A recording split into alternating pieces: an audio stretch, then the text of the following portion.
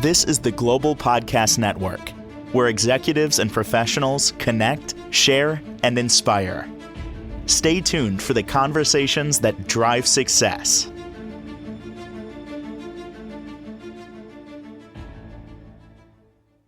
And welcome back, everyone. We're going to pick up from where we left off last time with this gentleman, and this is really talking about how to heal from your past, specifically your childhood and the parts in you that are essentially controlling, what happens in your life within your subconscious. We can identify that. Now, what do we do? How do we heal? He's a clinical psychologist, offers counseling and pastoral counseling as well. Runs deep in this topic that we're talking about today. And so great to have him back with us. Dr. Will Newman is on the program. How are you doing today? I am doing well and feeling good. Thank you. Thank you for being here. This is, I think, something that is so universal, but so, I don't want to say misunderstood, but maybe people aren't aware of why they do what they do and how it traces back to their childhood and things they experience. And as we identified last time, we're not talking about major things here, although that can have a major impact. It's just, being a kid and how that controls you as an adult. Can we recap that before we talk about how to heal from it all? Yes. We talked about trauma with a big T and trauma with a small t. And the small t may be parents being too busy or inattentive or unpresent or impatient or irritated or frustrated and rushing, so the child doesn't get the time, the attention, the soothing, the comfort, the understanding, the guidance, the direction, and the light. And the child can interpret that it's about me. And I described a child's view: if I feel bad, I am bad. If I feel wrong, I am wrong, and experiences shame of being not good enough, inadequate, unlovable. And that vibrational imprint of that emotion stays in the body, versus the big T trauma is severe abuse of all forms: physical, emotional, sexual, neglect, deprivation, in a continuum of horrifying ritual abuse, to parents fighting and screaming or not present or leaving the child for every day for months or years, or all the other forms of direct abuse.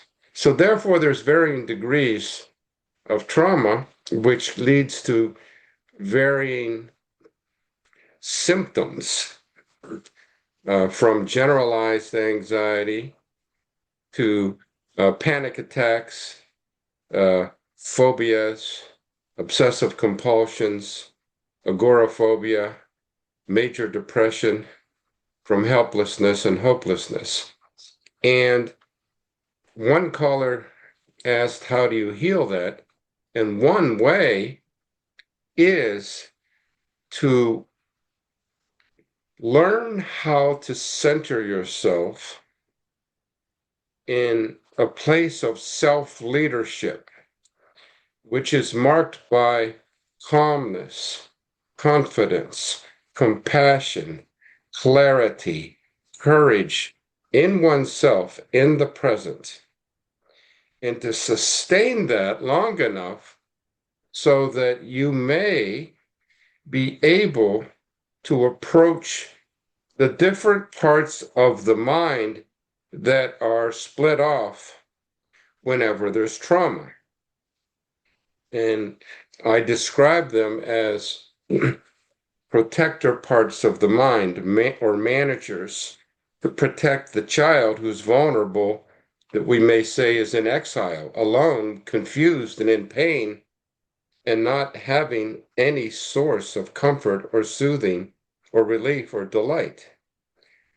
When one develops centering self-leadership, one can then observe the feelings in the body because the body contains the biochemical, electrical imprints of the energy of all the painful emotions of shame, guilt, fear, terror,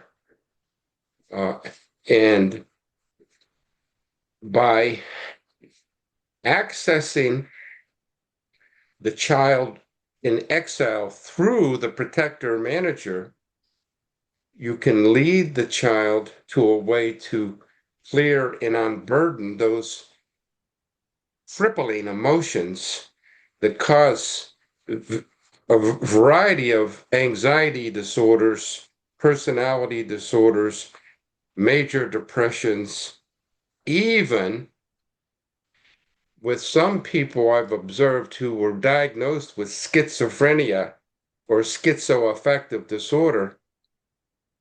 Some of those people were misdiagnosed. They had complex childhood developmental trauma and they stopped being psychotic. So the effect is very broad. And the approach is to first identify where you feel the tension in the body that's holding the emotion. And you become attuned to it. That is, remember, after you're centered in self-leadership. And you can speak to the protector parts, the manager parts, or even we'll call them the firefighter parts. Those are the parts who lead to addiction or suicidal ideation. Just numb it or kill yourself.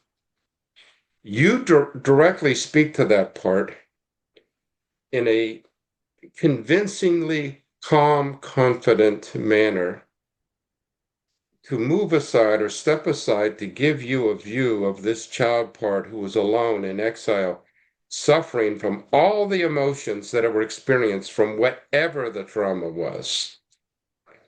Once you have access, you earn the trust with that protector, manager, firefighter part of your mind that automatically became present to protect the child.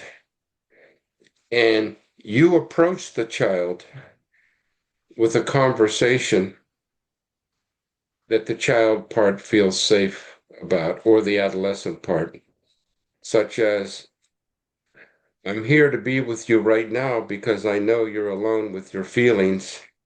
May I spend time with you? And if you want to tell me what you feel, I want to listen because I really care, because I really love you.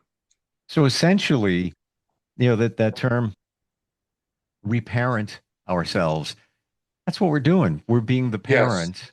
And even yes. I'm not throwing any parents under the bus or anything like that, but essentially it Mm. sounds like we are filling the void from the parent that didn't give you what you needed, either attention, soothing, love. And again, that's how the child internalized it. Parent could have been great, but that's, the child didn't get what they needed, whatever that was. So it Yes, sounds like we're giving ourselves what we need, the inner child, soothing the child, reassuring the child in us so that we can move forward. Is that essentially what's going on here? that is for the small t Yes. versus the big T, where the parent neglected, deprived, Yep. uh, physically, verbally, sexually abused, didn't protect from someone else who abused the child. So there's the difference. Yes. 100%. And thank you for that clarification. And even on Yes, the big T where it wasn't something that was parent connected, could have been the loss of a relative, could have been a car accident, plane crash, whatever. yes, Big T trauma, not coming from a parent, but that's still stuck in the inner child.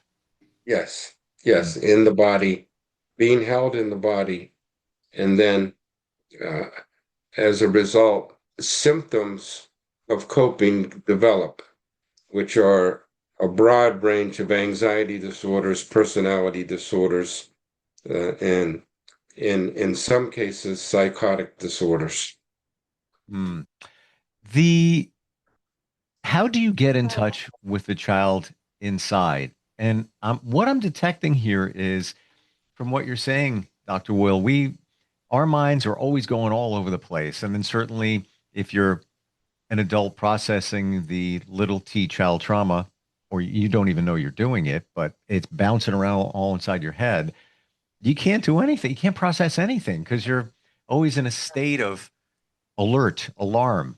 But to come down to earth, ground yourself, get that calmness so that you can get a kind of hold on, a grab on what's going on there. When you're at that state, how do you truly tune into the child within, the child part?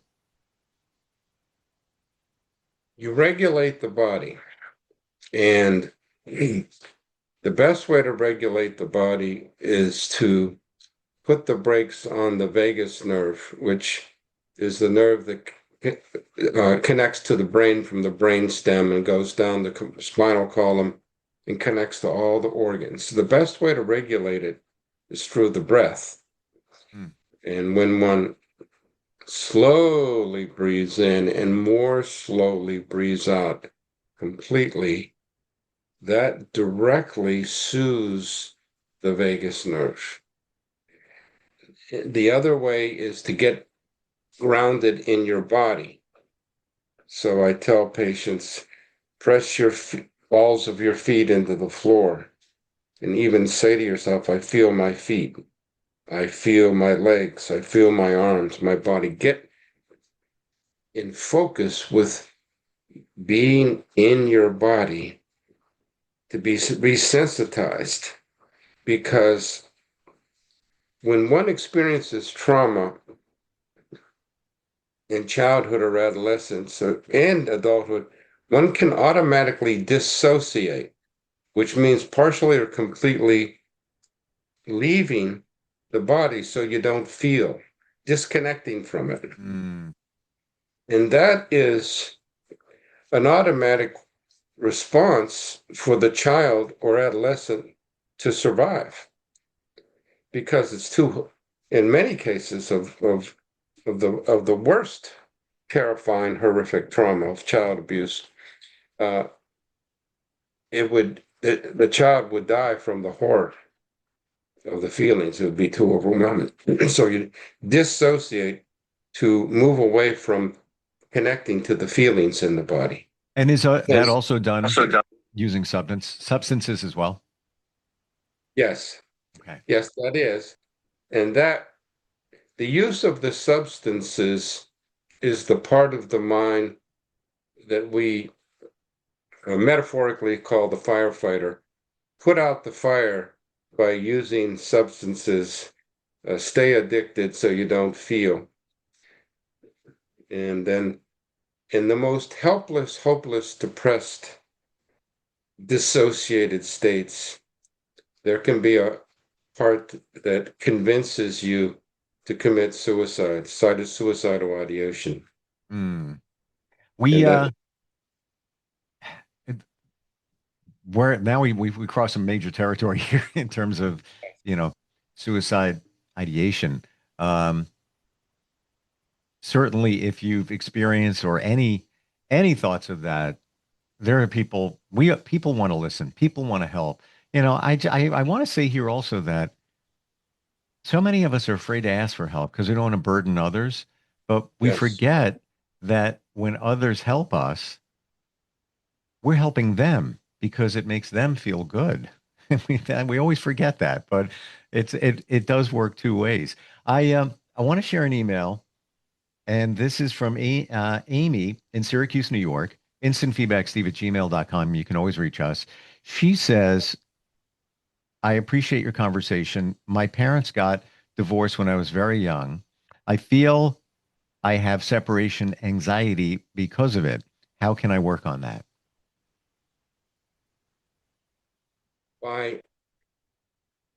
One way is to use the method that I've been discussing related to reparenting. Become centered in your self-leadership, using your breath, getting into your body, feeling your body, and noticing where you feel the anxiety in your body. And when you identify that, usually it's for most people, it's somewhere in the torso, neck, even neck, chest, solar plexus, abdomen. When you identify that, you can directly, and you're grounded and calmed by using your breath and orienting to the present. Recognize where you are in the room. I'm in a room in my house. I see different colors or flowers. I see the furniture that I recognize. I'm safe in the present. That's called orientation. Mm. Regulating the breath, because that keeps you in the present. That helps to move you out of dissociation. Going back to the question, then you go to the when you identify where you feel the anxiety in your body, you may say, well, the part of me that's giving me this anxiety here, please stand aside so I can sense or see the child part of me that was anxious from the separation of my parents. And if it helps, close your eyes, do that. For most people, it does. And notice where you were when you first experienced the separation anxiety, and to approach yourself and visit yourself at that age. I've come to be with you right now, Amy, because I know what you're feeling, because I am you of your future. I know this feeling. That's why I came to visit you. I love you very much, and I want to help you. And I want you to tell me what you're feeling, if you'd like, and what you're afraid of. You listen to her, and then you tell her, I'm going to be here. You're not going to be alone anymore. And there are ways to take away that fear, because you're going to know that I'm always here now. You're not going to be alone. And the fear from the past, when this first happened, could be taken away by clearing it with the elements of nature: earth, wind, fire, or water. Which one would you like to choose? The wind can blow it away if we stand in the wind. The fire can melt it away. The water can wash it away. The earth can absorb it away. And listen to what the child likes, and then lead her to that place to Wow. take away the anxiety. What a beautiful technique. The earth, wind, fire, and water. Fire and water, the Yeah. elements of nature. Oh, I never even thought of. Well, many times it's been said, if you've got something challenging you, write it down and burn it, and just make it sort of that's make it good. go away. Yes. I want to back up one thing you said. I want to validate something you said, Dr. Will. To do what you're doing, I did it through hypnotherapy. There's tons of modalities, or if you can focus and do it on your own. And exactly what you said. And it was, I do believe, my turning point in that in hypnotherapy, I confronted myself as a child. It was like watching a movie. They're sitting in front of me. And I simply said, I'm here for you. I love you. You never have to worry. I got your back. And Beautiful. I think that was the turning point of healing from that little T childhood trauma. That is a beautiful healing modality. I often use hypnotherapy with the people I see who benefit from it. Some people are more hypnotizable than others. You know what? You're right. Varying degrees. You gotta want it. You gotta believe in it. A loved one of mine, I suggested hypnotherapy, gave the name of a practitioner, worked for me, figured it would work for them. And they did 3 sessions and they said, man, it's not working. It's a waste of money for me. I'm not doing it. I know without any doubt, I know their personality, they weren't open to it. At least at that time. They just weren't, because it would have worked, but they weren't open. But there's no judgment. Everybody's different. No. To your point, maybe it doesn't work for some. might work for others. Yes, right. And so, yes, that's a most rapid way to do this healing that I like to use for everybody who benefits from it. The the first way that I described may take a little bit longer, but it gets you to the same place eventually. But the beauty in what you described is when you go through challenge or there's some times of adversity, situations that present, and it ties back into the child within you, you can self-soothe yourself, essentially. Yes. The baby's Yes, you crying can. in a way. It is self-soothing.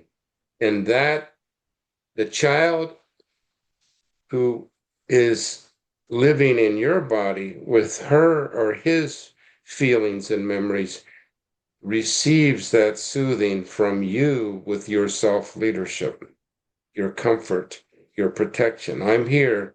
I'm not leaving you alone anymore. I will protect you and care for you and love you. Do you think, Dr. Will, it's reasonable even during the day? You're having an average day. Sometimes you have a thought here and there to even just say that to yourself, even in your mind Yes, or driving in your car, just say, hey, you know what? I think, you may be sad, you may be worried about something. I don't worry. I'm here. I got you. You never have to worry about anything. Is it okay? Is it impactful to do that even on a regular basis? it is. It Mm, is. I encourage that. It's very beneficial. And that sustains the relationship with the child part that you approached with the therapeutic treatment that I described. hmm. Yeah. It and uh, then there's trust built up. When there's trust, then the Mm. child part within you is less anxious because there's consistency in the relationship. And the loneliness from the example of from from Amy of separation anxiety subsides because you are present to replace the absence of the parents who were not there. For anybody that thinks this just sounds ridiculous, I want to share a very, very, very brief analogy. There's a belief that our cell phones, even our smart TVs, are always listening to us. Some people believe it, hey, I was just talking with somebody and then all of a sudden I saw an ad show up. My phone's got to be listening. Whether it is or not, that's not my point here. My point is your subconscious is always listening, Yes. just like the belief of the phone is always listening. No matter what, you think it, you say it, your subconscious, it's listening to keep you safe and protect you, but that's also the child inside of you that's listening. So if you're driving in your car and you want to reassure the child in you, the child, i.e. your subconscious, Mhm. it's listening, right? Yes. That is well said. It The child is always listening as the subconscious. The child is present as the subconscious. Yeah. It's Dr. Wilmore. I learn about this, study it, live the journey. I'm amazed how we get through life. And I mean that in a very serious way. Like with everything that we've experienced as children, whatever that may be, and it's our interpretation of any situation, how we are even a function. I'm amazed. And imagine if we It healed. is amazing. That's why I tell my patients it's the brilliance of your resilience. Ooh, It's the amazing grace and brilliance of your resilience. I don't do New Year's resolutions. I pick a word to pilot the year by. And last year, my word was resilient. I came to that realization that, wow, you overcome a lot. You're resilient. That was my word. Yeah. You don't realize it until you really think about it. Um, and even just a little progress we make in life. Wonderful talk today. How does somebody connect with you if they've got questions? They want to maybe book a therapy session, learn more. How do we do that?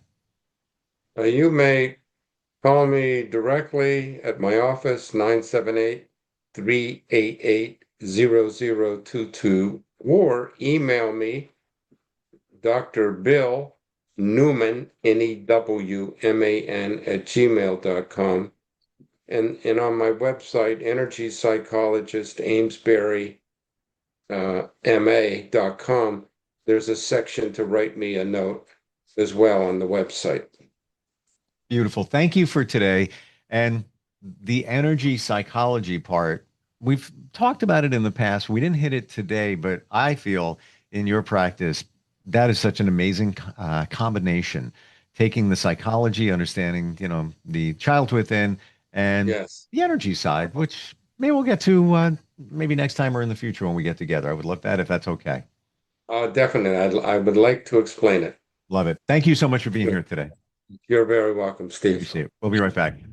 Bye. This is the Global Podcast Network, where executives and This is the Global Podcast Network, where executives and professionals connect, share, and inspire.